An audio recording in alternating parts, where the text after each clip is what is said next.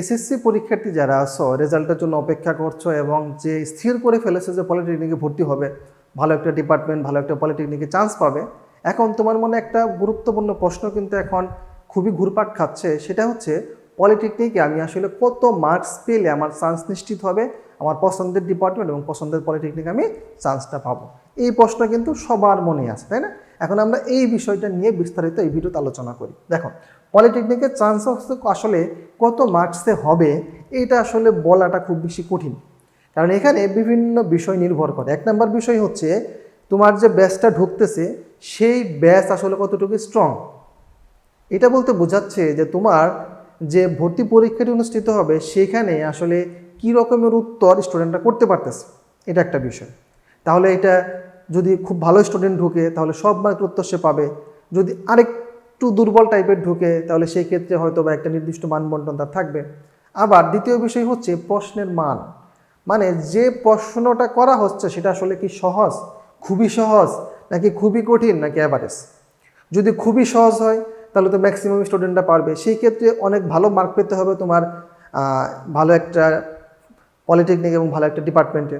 দ্বিতীয়ত হচ্ছে তোমার যদি অ্যাভারেজ মানের প্রশ্ন হয়, যে ধরো মোটামুটি 60-70% কমন আছে আর বাকি 20-30% হচ্ছে একটু ক্রিটিক্যাল টাইপের প্রশ্ন, তাহলে সেই ক্ষেত্রে তোমার মানটা একটু নিচের দিকে নামবে।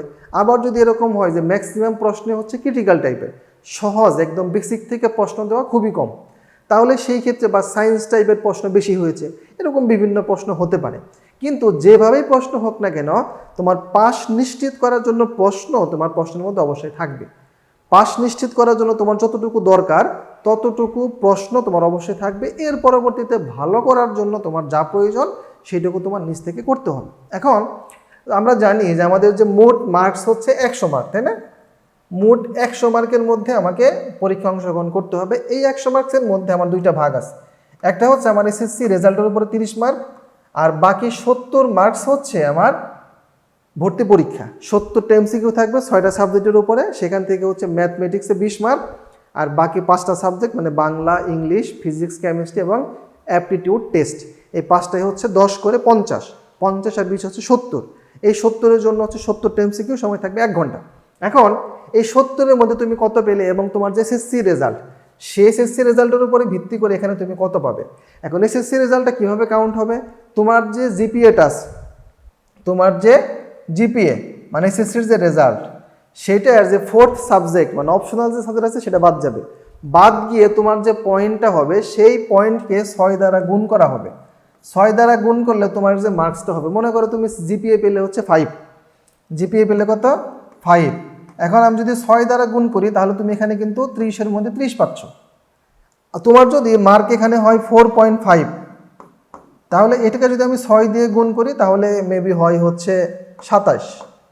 তুমি যদি 4 পাও, তাকে আমি যদি 6 দিয়ে গুণ করি তাহলে হয় 24। তার মানে এখানে এসএসসি রেজাল্ট একটা ফ্যাক্ট, কিন্তু মানে মূল ফ্যাক্টর না। মানে এসএসসি রেজাল্ট একটা ফ্যাক্টর, কিন্তু এখানে কিন্তু মূল ফ্যাক্টর না। মানে তোমার এসএসসি রেজাল্টের উপর একটা নাম্বার এখানে ক্যারি হচ্ছে, কিন্তু মূল যে খেলাটা খেলতে হবে সেটা হচ্ছে এখানে।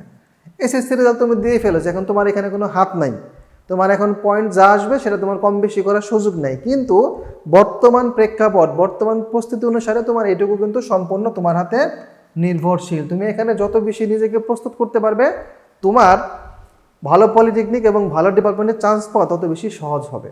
তুমি যদি এখানে ধরো 70-এর মধ্যে তুমি যদি 50+ মার্ক ক্যারি করতে পারো, 50+, এবং তোমার এই যে এখান থেকে তুমি যদি ধরো, আমি যদি ন্যূনতমও ধরি, ধরো তুমি এখান থেকে যদি 27 পাও, দেখো 27 আর 50 কত হচ্ছে 77, এই মার্কস তুমি যদি পাও আমি বলে দিতে পারি তোমার ভালো একটা ডিপার্টমেন্ট এবং ভালো একটা পলিটেকনিক ইনশাল্লাহ চান্স হবে। তার মানে তুমি যদি 80+, দুইটা মিলিয়ে তুমি যদি 80+ মার্কস পাও তাহলে তোমার ভালো ডিপার্টমেন্ট এবং ভালো পলিটেকনিক দুইটাতে ইনশাল্লাহ চান্স নিশ্চিত হবে।